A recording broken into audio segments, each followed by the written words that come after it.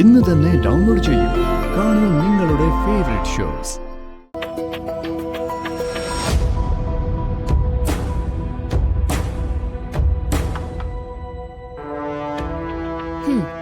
കൊള്ളാം.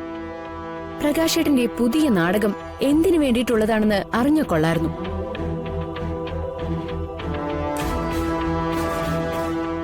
ഇന്നലെ വരെ ശത്രുവായി കണ്ട് ഇല്ലാത്ത മോഷണക്കുറ്റം മീനാക്ഷിയുടെ തലയിൽ കെട്ടിവെച്ച് മീനാക്ഷി അടിച്ചു പുറത്താക്കിയതൊന്നും ഇവിടെ ആരും മറന്നിട്ടൊന്നുമില്ല. വന്ദനെ, അന്ന് വിനുവിനോട് ഞാൻ ചെയ്ത് എന്റെ പ്രാശ്ചിത്തമാണെന്ന് കൂട്ടിക്കോളൂ.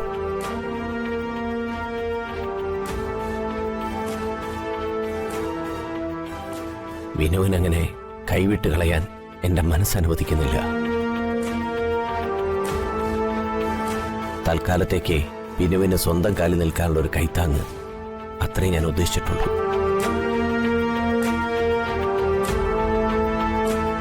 വീട് വെച്ചതിന് ശേഷം അത് വെച്ച് ഞാൻ ഒരു ലോൺ സംഘടിപ്പിക്കും.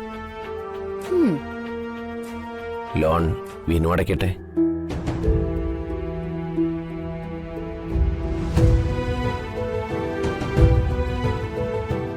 പ്രകാശ, നീ ഇങ്ങനെ വിനുവിന്റെ കാര്യത്തിൽ ചിന്തിക്കുമെന്ന് പോലും ഞാൻ കരുതിയില്ല.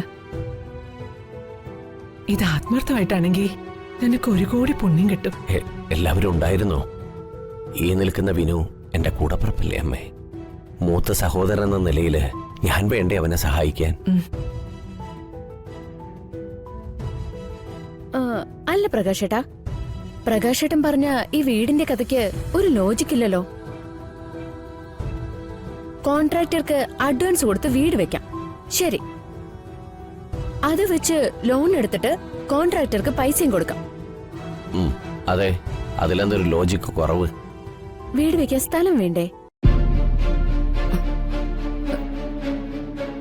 എന്റെ അറിവില് വിനുവേട്ടന്റെ പേരില് ഒരു തുണ്ട് ഭൂമി പോലുമില്ല. അതാണോ കാര്യം?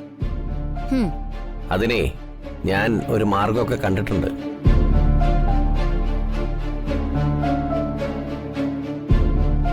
ആദ്യം ഞാൻ തന്നെ കുറച്ച് പൈസ മറച്ച് ഒരു 5 സെന്റ് സ്ഥലം വിനുവിന്റെ പേരിൽ വാങ്ങും.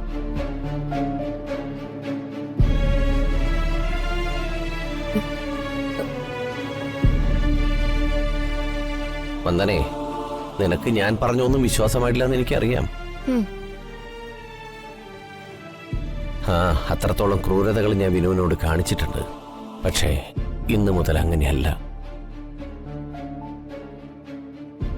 വിനുവിനെ എനിക്ക് സഹായിക്കണം, ഒരേട്ടന്റെ സ്ഥാനത്ത് നിന്ന്. വിനു, ഇനി നീ ഒറ്റയ്ക്കല്ല. എന്തിനും ഏതിനും ഞാൻ കൂടെ ഉണ്ടാവും. വിശ്വസിക്കാം.